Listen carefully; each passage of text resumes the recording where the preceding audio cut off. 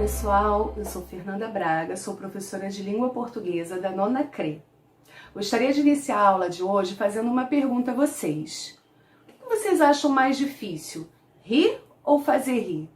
Será que o riso faz bem ao coração? Bom, eu amo pessoas que me fazem rir até a barriga doer. Eu, como sou professora, costumo falar muito alto. Eu acho que isso é um hábito da maioria dos professores. E eu já ouvi pessoas falando assim pra mim: fala mais alto, lá da esquina não estão conseguindo te ouvir. Ironia, né? Então, hoje nós vamos analisar textos que também possuem humor e ironia. Tem gente que trabalha para fazer rir. Tem gente que paga para dar boas risadas. E tem gente que ri de graça, ri à toa, ri que até ecoa e contagia todo mundo. Você sabe o que é humor? Eu agora, que desfecho! Já nem penso mais em ti. Mas será que nunca deixo? Ai, de lembrar que te esqueci? Você sabe o que é ironia? Agora eu separei para vocês o que o dicionário nos diz sobre humor e ironia. Vamos começar com humor. Significado de humor: substantivo masculino, disposição de ânimo de uma pessoa em relação a alguma coisa ou em algum momento. Estado de espírito, temperamento. Ele está sempre de bom humor. Veia cômica, ironia delicada e alegre. Ditos e gestos engraçados e espirituosos. Humorismo, comicidade. Graça. Ele utiliza o humor para encantar a plateia. Ironia, significado de ironia, substantivo feminino. Ação de dizer o oposto do que se quer expressar. Você foi super bem na prova, por isso não passou nessa matéria. Sarcasmo, comentário insultuoso, mordaz, zombaria que ofende. Sentido figurado, discrepância ou contradição caracterizada pela zombaria, em que há zombaria. Você não vê ironia desta situação. Gramática, figura de linguagem através da qual se expressa exatamente o oposto daquilo que se diz. Outra definição da gramática: utilização de uma expressão, vocábulo ou frase de significação contrária ao que se supostamente deveria ser expresso, usado para caracterizar ou nomear alguma coisa. A ironia valoriza certos discursos e, na literatura, a utilização dessa figura com o objetivo de produzir ou salientar alguns aspectos de caráter humorístico. Texto 1. Cidade Grande. Que beleza, Montes Claros! Como cresceu Montes Claros! Quanta indústria em Montes Claros! Montes Claros cresceu tanto, ficou urbe tão notória, prima rica do Rio de Janeiro, que já tem 5 favelas, por enquanto, e mais promete. Carlos Drummond de Andrade. A ironia ela é frequentemente usada para estabelecer críticas de modo sutil e satírico. No caso do texto, que acabamos de ler, percebemos que o autor começa elogiando o desenvolvimento intenso da cidade de Montes Claros. E depois ele aponta as consequências negativas desse desenvolvimento, usando ironia. Tanto na linguagem falada quanto na escrita, se nós analisarmos o significado da palavra humor, como já analisamos anteriormente, percebemos que esse significado, a ideia de humor, nos remete à ideia de comicidade, de riso, de descontração. Vamos ler agora uma piada de Joãozinho. Você conhece alguma piada de Joãozinho? Eu conheço várias e coloquei uma aqui para vocês. Texto 2. Joãozinho botou uma placa na porta de casa dizendo: cuidado com o cão. Aí a mãe dele viu e disse: meu filho, por que você está colocando esta placa se o nosso cão é tão pequeno? Joãozinho respondeu: ora, mãe, por isso mesmo, para ninguém pisar nele. Nesse caso aqui, a gente imagina que quando colocam uma plaquinha, né, no portão de casa dizendo cuidado com o cão, significa um cão bravo, né, grande, feroz.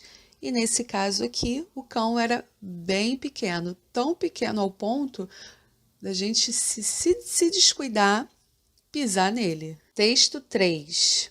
A volta. Da janela do trem, o homem avista a velha cidadezinha que o viu nascer.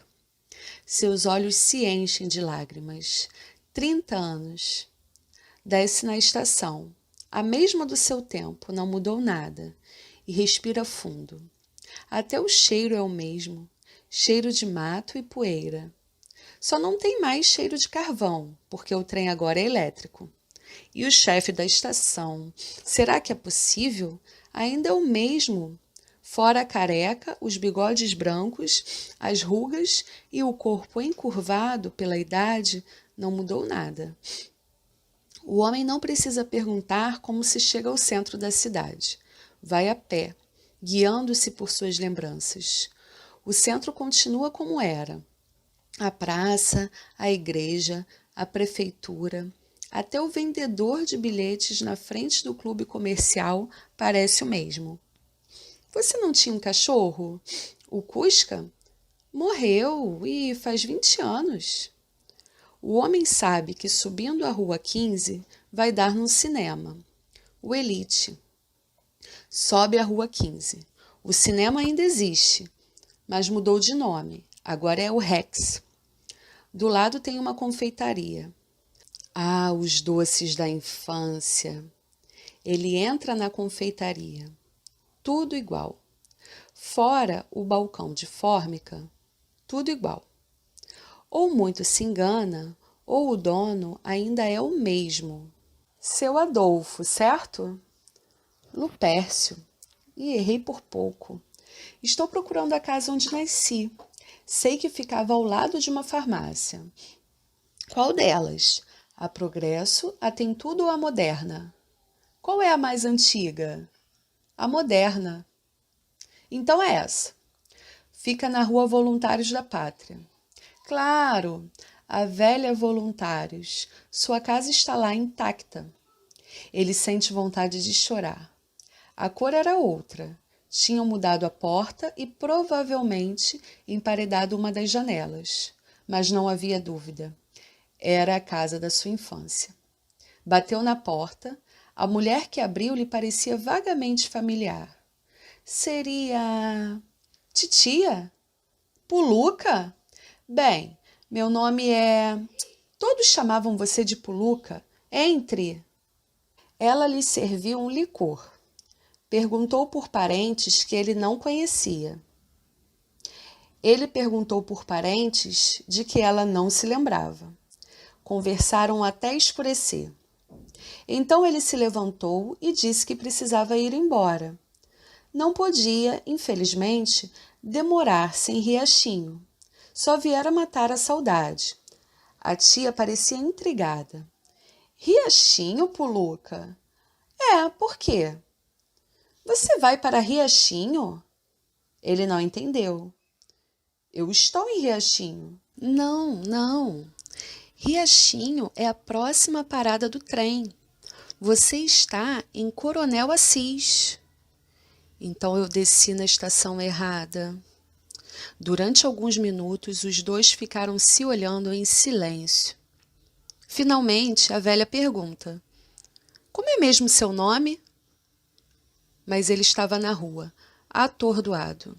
E agora? Não sabia como voltar para a estação, naquela cidade estranha. Então o texto, né, a crônica, ela fala de um homem que vai a uma cidade achando que está de volta ao lugar onde nasceu e viveu na infância. E no final do texto, ele percebe que não era cidade. Quando ele percebe, né, quando ele descobre que ele estava enganado em relação ao lugar e à cidade em que ele estava. quando ele diz o nome da cidade natal e a mulher diz que Riachinho é a próxima cidade. Só que a história, na história aparecem várias coincidências que faz com que o homem acredite que está realmente na sua cidade natal. O cheiro, quando ele sente o cheiro de mato e poeira, o chefe da estação, que era parecido, o chefe da estação, será possível? Ainda é o mesmo. Aí ele fala, ó, fora a careca, os bigodes brancos, as rugas e o corpo encurvado pela idade, não mudou nada. Será que não mudou nada mesmo? Né? Então, e ele nem precisa perguntar como chega ao centro da cidade, ele vai a pé, guiando-se pelas suas lembranças. E aí, no final da Rua 15, também tinha um cinema, só que ele acha que mudou de nome. E aí ele chega na confeitaria, pergunta sobre o dono, percebe, né, na imaginação dele, na cabeça dele, que o dono era o mesmo ainda, pergunta sobre uma farmácia que ficava ao lado da casa onde ele nasceu, e por ironia, né, ele pergunta qual é a farmácia mais antiga, e a farmácia mais antiga tem o nome de Moderna. E ele vai, assim, certo de que ele iria encontrar a casa onde ele viveu. E aí, quando ele chega lá, a mulher que abriu lhe parece vagamente familiar, como todos, né, que ele viu naquela cidade. E aqui, em momento nenhum, a gente percebe, pelo menos eu não tive a impressão, de que ele estava enganado, né? Porque todo momento existiam várias coincidências que faziam com que ele pensasse e que a gente também, como leitor, pensasse que realmente aquela era a cidade onde ele morava. Então, aqui, o humor da crônica está em ter um final surpreendente, né, que surpreendeu a todos ele e inclusive nós como leitores, e todo momento da crônica e da história, ele, pelas coincidências existentes, ele consegue identificar, sair da estação, ir até o centro da cidade e tudo mais.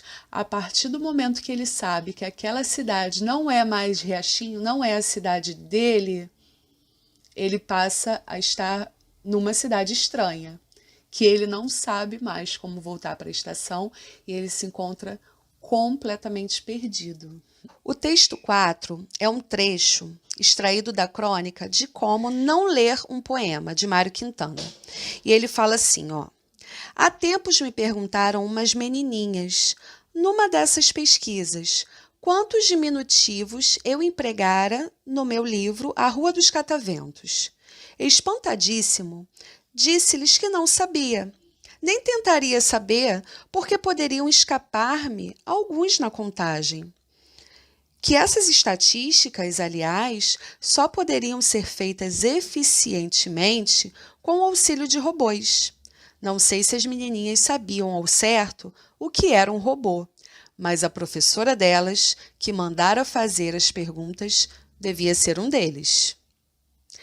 Então, esse trecho é extraído de uma crônica de Como Não Ler um Poema.